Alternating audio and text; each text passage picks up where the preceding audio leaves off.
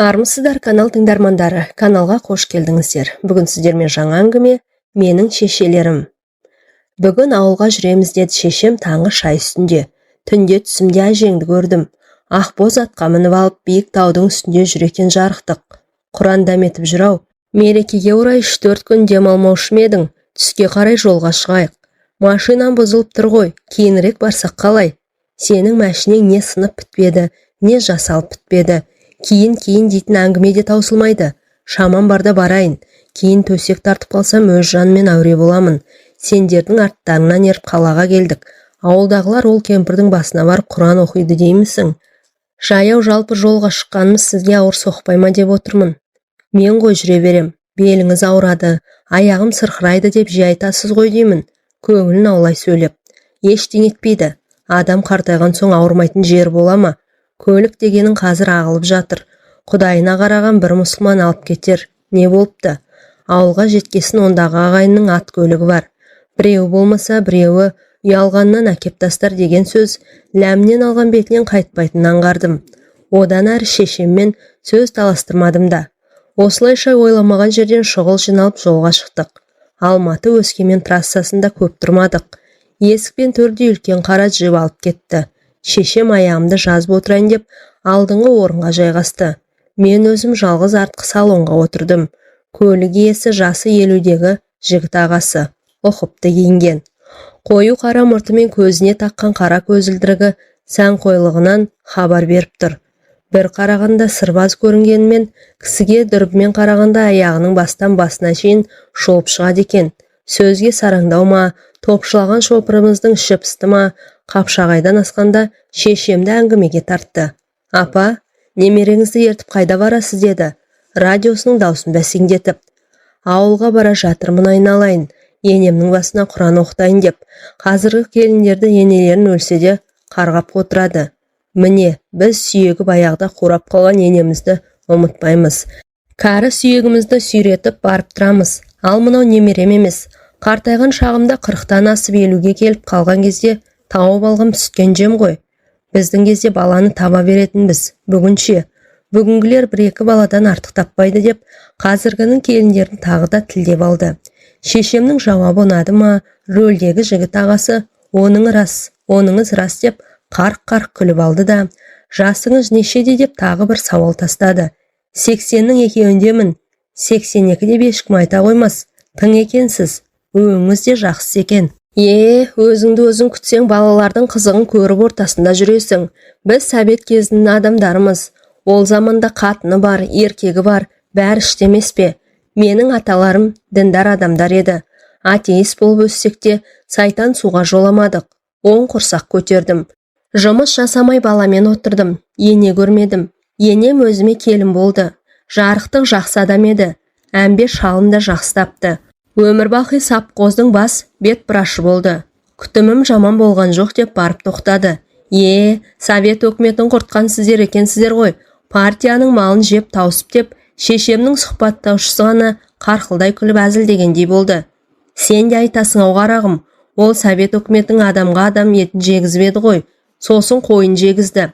Сөздің шыны керек. Оның өзін ұрлап, жырлап жедік деп, шешем бұл жол жақтырыңқырамай жауап қатты. Анамның ашушаң мінезін жақсы білетінмен, әңгіменің ауаны мүлдем басқа жаққа бұрылса да, іштей тілей бастадым.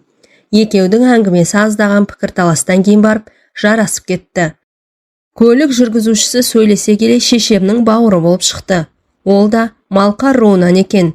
Шешем Лепсі мен Балқаш көлінің арасын жайлаған, көтен тәуіп жайлы білген баяндады. Менің аяқ асты табылған Малқар нағашым бастапқыдай сөз таластырып қойған, қарқылдауын тыйып сөз тыңдауға көшкен. Шешемнің әңгімесі жалаңаш әулиемен аяқталған жоқ. Бақалы жұртын билеген Мұсабек бидің ұрпағы екенін айтып, сол атасының құтты келіні болған. Басқан бойындағы ел ақ апатып кеткен өз әжесі жайлы тағы бір ұзақ әңгіменің шетін шығарды. Әдетте жақсы ұлғайған қарт адам өткен-кеткен өмірін жиі есіне алып отырады. Сондықтан шешейдің саң тыңдаған әңгімесі маған қызықсыз. Мен өз әжем жайлы ойға шомдым. Аузың бір құрғамай қойды ғой Алқаш. Лай суды ішіп көзің лайланады да тұрады. Атауыңды шікірай. Үйдегінің бәрін тасып біттің ғой. Осылайша шарт ұйқыда жатқан бізді әкемдің алқаштың астына алған шешемнің айқайы оятып жіберді. Не болғанын түсінбей қалған 6 жасар әпкемнің қызы Фарида көзін тырнап ашып, апасының қасына келді. Мен өз бөлмемнен шықпай, есіктің аузында тұрмын. Әкемнің сөйлеуге мұршасы әрең келді. Әй қатын, жолдан былай тұр. Әлде құятын бірдеңең бар ма еді дейді. Шешем шаптыға түсті. Ана орыс қатындарыңа бар. Солар құятын шығар. Ел шерге ас, киерге киім таппай жүрсе, сенікі не бітпейтін жетім қыздың тойы. Шыдамы таусылса керек. Өз бөлмесінен әжем шығып, әкем мен шешемді сабырға шақырды. Балалардың мазасын алмаңдар, жатыңдар. Әй Нұржамал, күйеуіңнің ішіп келгенін бірінші рет көріп тұрған жоқсың. Болды, ашуыңды қой. Қойыңыз шапа. Әжем шешемнің сөзін естімегендей болып, Тауқан сен де жата ғой деп, әкемнің аяқ киімін шеше бастады. Теңселіп әрең тұрған әкем шешеме бір қарайды, әжеме бір қарайды. Анам жата қоймады. Неге жаттыңдар деп бересіз? Тауқанға арақты қой дегеннің орнына балалардың мазасын алмаңдар дейсіз. Мен алып жатқандай, көрсін әкелерінің алқаш екенін, қайта жеркеніп өсіп, кейін ауыздарын алмайтын болады. Әжем сабырлы кейіпте, Жамалжан, қоя қой деумен болды. Қой деп аузымды жаба берме шай кемпір. Сенің асыраған балаң, бір балаңа жөнді тәрбие берім алғансың қақпас деп айқай салды. Аяғынан әрең тұрған әкем есін лезде жинап, әй қатын, не оттап тұрсың? Менің шешеммен қалай сөйлесесің деп зілденді. Қайдағы шешең? Шешең баяғыда өліп қалған. Бұл із тілеудің ойнасы. Ойнас оттан ыстық, одан қалса боқтан сасық деген осы. Ойнас емей кем бұл кемпір? Тоқалым десе қартайған шағында әкең қасында алар еді ғой. Енді бұл кемпірді алжығанда мен қарауым керек. Қазірдің өзінде қойған затын таппай жарты күн жүреді. Ертең төсек тартып қалса шешем деп қарағаныңды көрем деп тіптен шатынай түсті. Бұл жолы әжем ләм деп ауызды ашқан жоқ. Өз бөлмесіне кіріп кетті. Әлгінде ғана үйге теңселіп әрең келген әкем маған сауығып кеткендей көрінді. Шарасыз күйге түскен. Елеңдеп әжемнің бөлмесіне қарағыштай береді. Ал шешеме жанарынан ызғар төге тістерін шақырлата булығып барып, әй Нұржамал, ақылсызсың ғой, ақылсыз деп тысқа бет алды. Ал сен ақылгөйсің. Келген жағыңа кет, күршекті салып алам, ашпайым несікті деп шешем қалды. Оған кенеттен орнай қалған тыныштық ұнамаса керек. Етегіне жармасып тұрған Фаридаға, жүрей қыз жатамыз, бір ұйқысы жоқ екен бала екенсің деп зеки түсті. Фарида жазықты жандай жүзін жасыра, сейгім келіп тұр деді аузын жыбырлатып. Үй шыжын кегір деп, жиен сыртқа жетелей көзі сықсайып, аумаған анау Зиядаш қатын. Жақсы болса тартпас еді ғой деп ұрсып барады. Зиядаш деген ең үлкен әпкеміздің енесі, құдағиымыз еді. Осы сәтті пайдаланып мен әжемнің бөлмесіне кіріп кеттім. Екпеттеп барып, қарт шешем жатқан төсектің астына кіріп жайғасып алдым. Түзге шыққандар көп айналмай үйге қайта кірді де асханада сәл аялдап, орындарына барып жатып қалды. Үйде қайтадан өлді тыныштық орнады. Ал менің ұйқым келер емес. Төсектің астында екі тіземді құшақтап, әр нәрсені бір ойлап отырмын. Әжем шынында да төсек тартып жатып қалама. Шіркін, адам баласын қартайтпайтын дәрі болса ғой деп қиялдап та қоям. Әжеме бір түрлі жанымды ашып кетті. Адамның берекесін алатын арақты кім ойлап тапты екен деп өзіме өзім сұрақта қойып қоям. Осылай отырып көзім ілініп кетіпті. Әжемнің «Қараш, орныңа барып жата ғой» деген сөзінен оянып кеттім. Мен жоқпын дегенде жауап қатпадым. Өз төсегіме барып жатқым келмеді. «Қараш, аяғыңнан сыз өтеден құлыным, бар жата ғой. Ертең ерте тұрып, сабағыңа баруың керек» дейді. Тағы да биязды үнімен. Мен демімді ішіме тартып тағы да тіл қатқаным жоқ. Сәл үнсіздіктен соң барып әжем «Қанаш, келе ғой қасыма, ауырып қаласың» деп айтып болғанша, әжемнің қойнына қалай кіріп кеткенімді өзімде білмей қалдым. Жастығының астында бір уыс кәмпитті қолыма ұстатты да, бауырына басып қос бетімнен үздіксіз сүйе бастады. Мен әуелде әжем жылап жатқан шығар деп ойлағам. Жыламапты. Тек ол кісі де мен сияқты ояу болған екен. Мен дүниенің бәрін ұмытып, әжем берген тәттіні аузыма бірінен соң бірін тығып жатырмын. Қос қолым неше түрлі кәмпитте. Әжемнің ыстық қойны, неткен рахат. Әжем «Асықпай же Қанаш, асықпай же» деп жұмсақ алақаныммен басымнан сипап, «Құрсағыма бітпесең де құшағыма біткен баламсың» деп Қайталай берді. Ол кезде мен бұл сөздің мағынасын еш түсінгенім жоқ. Ойбай-ай, ауырып кетті. Басымнан ұрмашы Нұржамал, басымнан ұрмашы деп шыж-быж болып жатыр екен. Әжем қақпаны ашып аулаға кіргенімде. Соңғы кезде қарт әжем жатын орнын былғап қоятын шығарған. Ол кісі жас баладай тышқақ кегірдің астына алып шешемнің жуындыруы үйреншікті көрініске айналған. Алдымен жүгіріп шыққан майлаяқ болмаса екі шешем де маған назар аударған жоқ. Анам айқайлап шаршаған болу керек. Апатай-ау, неге қызармаған қызанақты жей бересіз? Ішіңіз өте береді ғой. Сізді жас баладай қашанғы жуындыра берем деп жалынуға көшкен. Құрып қалғыр, не дейді? Өздерінің іштері өтеді, менен көреді. Өз жытымды қайда жібердің деп басындағы орамалын іздеп, оны таппағасын келінің басындағысын жұлып алып, аппақ қудай басын жасырып, қарт шешем таяғына сүйеніп үйге қарай асықты. Шылапшындағы суды төгіп жатып, анам менің келгенімді аңғарды. Қалай Қараш, емтиханыңды тапсыра алдың ба? Тапсыра алдым дегендей басын дезедім. Әй, математикадан дым білмейсің ғой, әйтеуір 3 қойып берген шығар дейді. Бұл жолы да үндемедім. Тек үйге тез кіріп кетуді ойладым. Осы үйдің адамдар шетінен тілдерін жұтып қойған деп айқай салды. Осы кезде, Жамал-ау, беретін шайыңды берсеңші, қайда кетіп қалдың деген көрші Салиха апаның даусы естілді. Әй Қараш, қайта бас-бастарыңа шай қайнатып отыратын уақытым жоқ. Киіміңді ауыстырып тез шық. Салиха апаңмен отырып бірге шай ішіп ал деді де, шешем дәу алма ағаш түбіне жайланған дастарханға қарай жүріп кетті. Көп кешікпей мен де дастархан басына келдім. Дөңгелек қазақы жер үстелінің үстінде буы бұрқыраған самаурын қайнап тұр. Үлкендердің де әңгімесі қыза бастаған. Енен қаншаға келді дейді көрші апа. 90-нан асты. Жомарт Құдай ғұмыр жасын ұзақ қылған екен. Біз ол жасқа келеміз бе, келмейміз бе? Бала шағаның мазасын алғаның несі жақсы? Есің барда Құдайыңа уақытыл кеткен дұрыс. Қазір мен отырмын ғой, ас түстін тазалап. Салиха кемпір әңгіме ауанын басқа жаққа бұрғысы келді білем. Шешемнің тарысын мақтады. Сөз арасында қазан жаппайыңды күйдіремен қалай дәмді етіп пісіргенсің деп қояды. Шешем мұндай мақтаулардың елегісі жоқ. Бұл кемпір Тауханның өгей шешесі. Туған енем Қайша деген ақ құба, екі көзі баданадай әдемі кемпір еді. Баласаз жұрты Ағайша атап кеткен. Бар жоқ 54 жасында өмірден озды деп әңгімесін бастады. Шайын баппен сораптап ішіп отырған көрші апа солай ма дегенде кесесін үстел үстіне қойып, ұзақ ары қызықты әңгіменің басталғанын түсінді. Қос бөстекке шынтақтай түсіп, кесесін шешеме ұсынды. Бұл ұлтуар кемпір мына Сархан төңіріне аты шыққан Оңлабай деген байдың қызы болған екен. Ақ пен қызылдың соғысында әке шешесін патша әскері шауып өлтіріпті. Ат жалын тартып мінген 5 ағасы болса да коммунистердің оғына ұшқан. Өздерін 14 ағайынды болған көрінеді. Ал қалған бауырлары аштық жылдары дүниеден озған. Ел мен ел айырылған бір зұлмат жылдар еді ғой деп Салиха кемпір ауыр күрсініп алды. Қысқасы көрмеген қиындығы жоқ. Қаршадайынан еңбекке араласқан. Өмір бақи сауыншы болған ғой. Қысты күні жалаң аяқ, жалаң бас сиыр сауатынбыз. Сиырдың жас шапасына аяғымызды жылтатынбыз деп сөзі түзу кезінде айтып отыратын.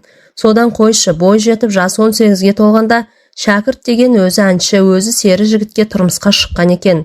Жастайынан аяғынан өткен сызба, әйтеуір бұл кісі бала көтермеген. 1941-де соғыс басталғанда күйеуі бұл кемпірді жан досы менің атама табыстапты. Ізлеу майданнан аман-есен келеміз бе, келмейміз бе, ол бір Құдайға ғана аян. Егер алда-жалда артымнан суық хабар жетсе, ұлтуарды жалғыз қалдырма. Ол да мендей қу жалғыз.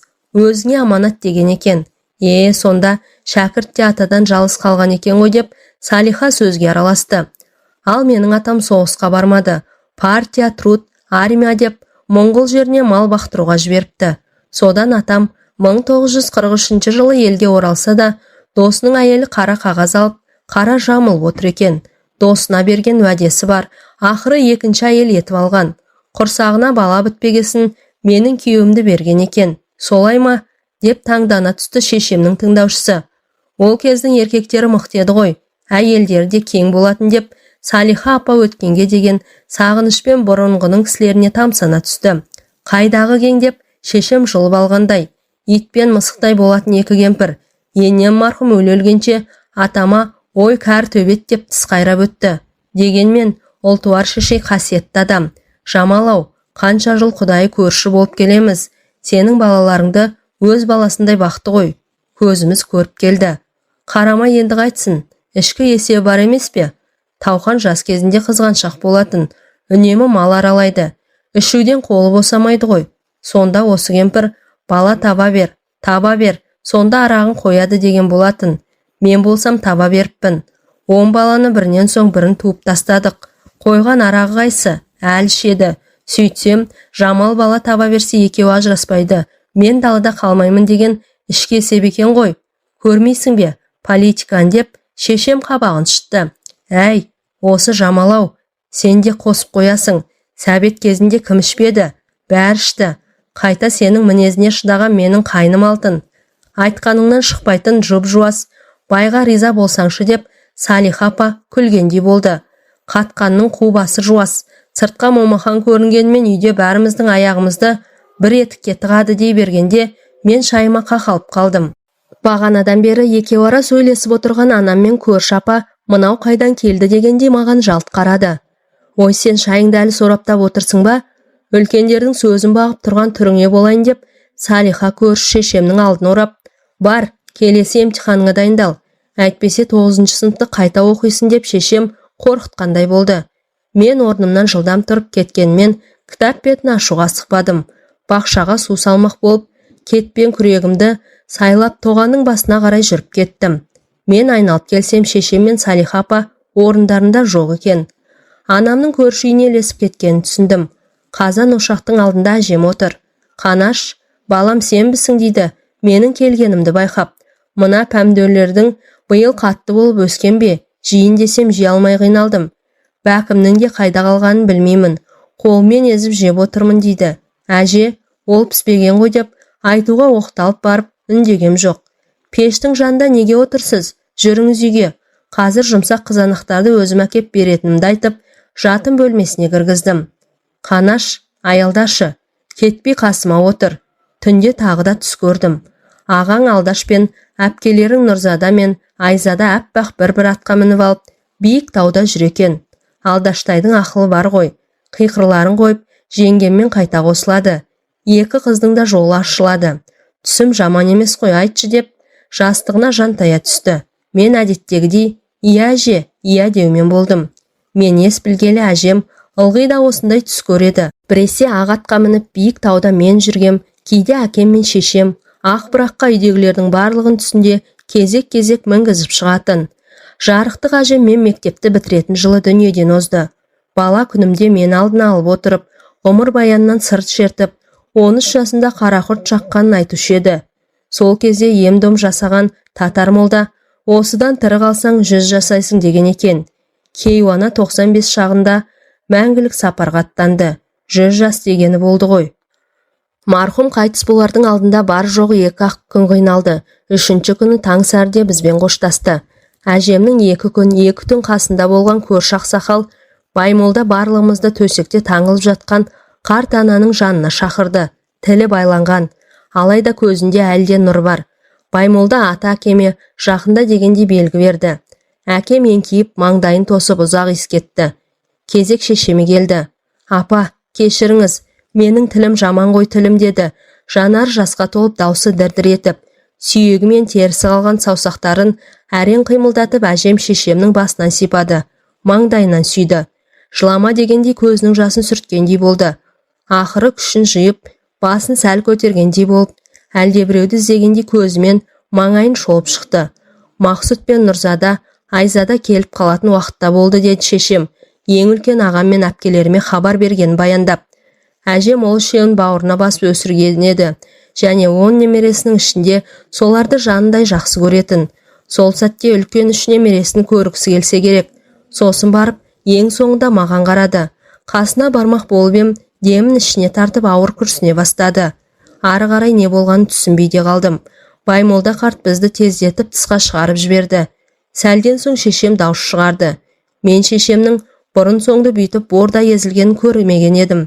Мінезі қатал, адуына адамның жер бауырына жылағанына таң қалдым. Жасына бола алмай жас баладай дәрменсіз күйге еніп, өксігенде өзегіңді өртеп жіберердей.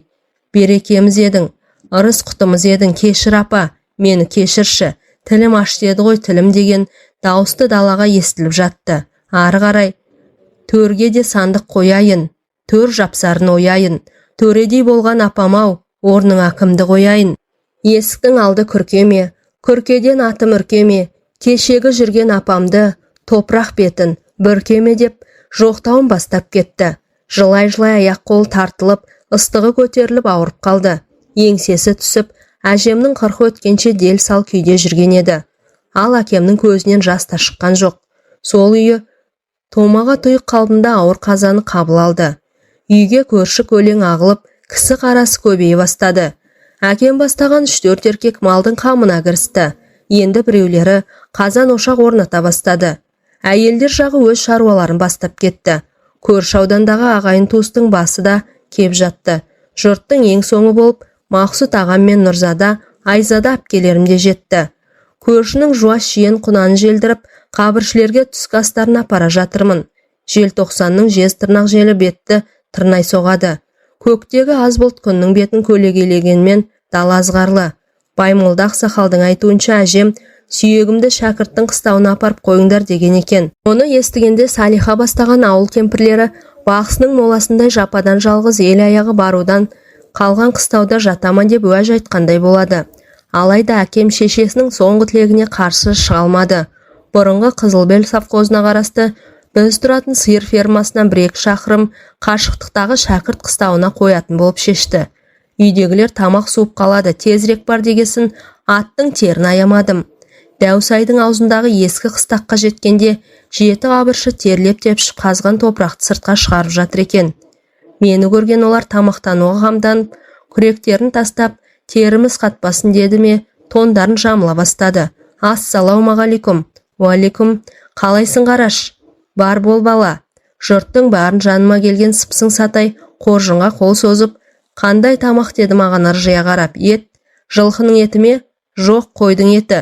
Шіркін, жылқының еті болғанда, жарықтық жылқы малының еті аязда да қатпайды ғой. Келіңдер ей жігіттер.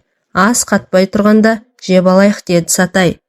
Әй су жорғамай, жұмысқа келгенде осылай алдыңа жан салмасаң жарар еді деп, берік бастаған ауыл жігіттері түстенуге отыра бастады.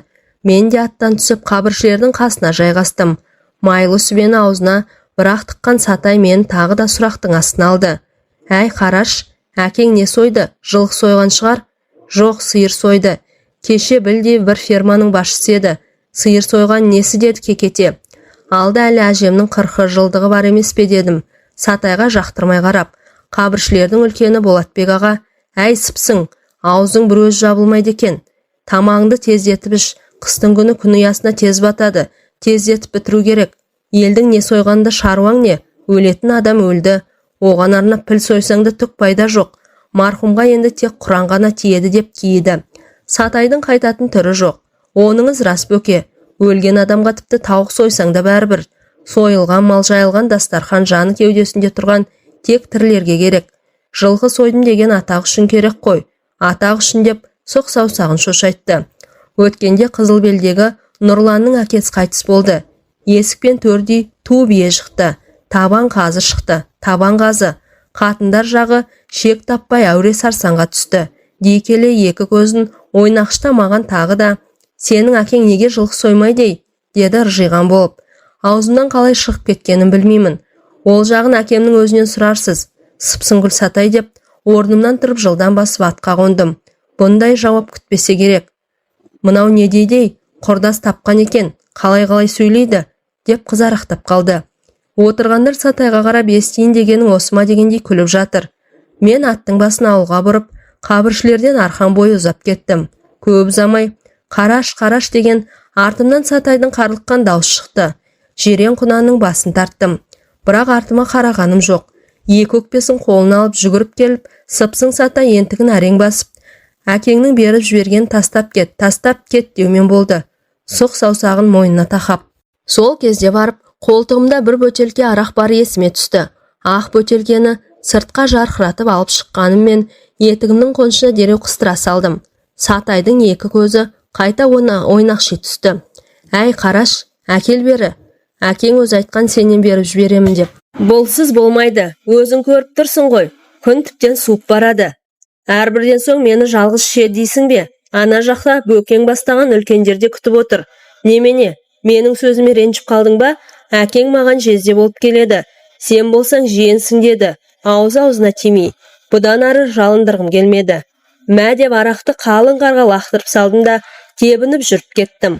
Қолға берсе қайтедей? Ой әкең, әжесін мен өлтіргендей. Немене маған бұлқан-талқан болады деп міңгірлеген Сатай артта қала берді. Әжемді жерлейтін күні үйдің іші сырты кісіге толды. Жыл 12 айда тоқтаусыз соғатын жел сабырға келгендей, күннің көзі де шыққан. Көрші қолаңмен отын су даярлап жүрген мені Нұрзада әпкем жаурап ауырып қаласын деп үйге кіргізіп алды. Іште Нұрланбек молда екеумізден басқаның бәрі әйелдер жағы. Барлығы әжем жатқан бөлмеге қарақштай береді. Әуелде сүйекке 7 адам түседі. Кімнің түсетінде белгіленген еді. Жамалдың жалғыз өзінің жуындырып жатқаны қалай деп сөз бастады шешемнің көрші ауданнан келген жеңгесі Нұртаза әпкеме сұраулы жүзбен қарап. Үлкендер жағы сіздер білмесеңіздер, мен қайдан білейін деді әпкем. Кешке басқаша уағдаласқан ек, бүгінгісі мынау. Түсінсем бұйырмасын деп барып, бұл өзі шариғатқа қайшы, әрі қазақы жүруге де келмейді емес пе? Молда бала деп, ауыл иманына қарады Бағира апай. Ақы иесі өзі біледі деді Нұрланбек молда. Ақы иесі Жамал емес, Тауқан емес пе? Аға енді қарсы болған жоқ қой. Сепкілбет қара сұр кемпірдің аузын баққан көп қатынның ортасында отырғысы келмеді ме? Молда асығыс тысқа шығып кетті. 7 адамға 7 жағалы киімді беріп тастады. 5 адамға берсе де болар еді. Жыртысты да аямай үлестіріпті. Мына заманда тыраштанудың қажеті қанша? Әлі тұрмыс құрмаған қыздары бар. Қыздың үлкен сенсің Нұрзада. Шешеңе осыны айтатын жөнің бар емес пе деп Бағира апай әпкеме бұрылды. Нұрзада үндеген жоқ. Бағирау қайын сіңліңнің байқұс кемпірге көрсетпеген жоқ қой. Құдайдан қорыққаны да деді көрші Салиха апа. Аздаған үнсіздіктен кейін. Сол кезде әпкемнің шешеме арша түскенін күттім бе? Көзімнің астымен Нұрзадаға қарай бердім. Ал ол басын көтермеген күй отыра берді. Тек Бағира кемпір, ол туар жарықтық жақсы адам еді ғой деп қана қойды. Сосын бұдан ары күтіп отыруға шыдамы жетпеді ме? Әжем жатқан бөлмеге қарай кіріп кетті. Бұрын соңды біздің ауылда қаза кезінде бұндай оқиға болмапты. Елші шешемнің әжемнің сүйегіне жалғыз өзінің түскеніне ұзақ уақыт айтып жүрді. Сәлден кейін молданың жаназа намаз деген даусы мені сыртқа шығарды. Ары қарай бәрі рет-ретімен болды. Ұлтуар анамыз қандай адам еді деді молда. Жақсы адам еді деп жамағат бір ауыздан жауап қатты. Қарызы бар ма деп көпке белгілі кезекті сауал қойылды. Сапта тұрған еркектер тағы да қарызы жоқ деп айқай салды. Имам Құран сүрелерін ұзақ оқыған жоқ. Әкем мен Мақсұт ағам бас болып суық табытты көтеріп көлікке қарай беттедік. Әйелдер жағы дауыс шығара бастады. Әже, бізді тастап қайда кетіп барасың деп Нұрзада мен Айзада да бастаған әпкелерімнің ащы дауыстары құлағыма жетті. Мен көп ішінен шешемді іздедім. Анам көрінген жоқ. Шәкірт қыстауында тісін ақситып, Сатай бастаған қабіршілер бізді күтіп алды. Әй қараш, ұйықтап қалған жоқсың ба? Міне ауылға да келдік деді шешем маған бұрыла сөйлеп.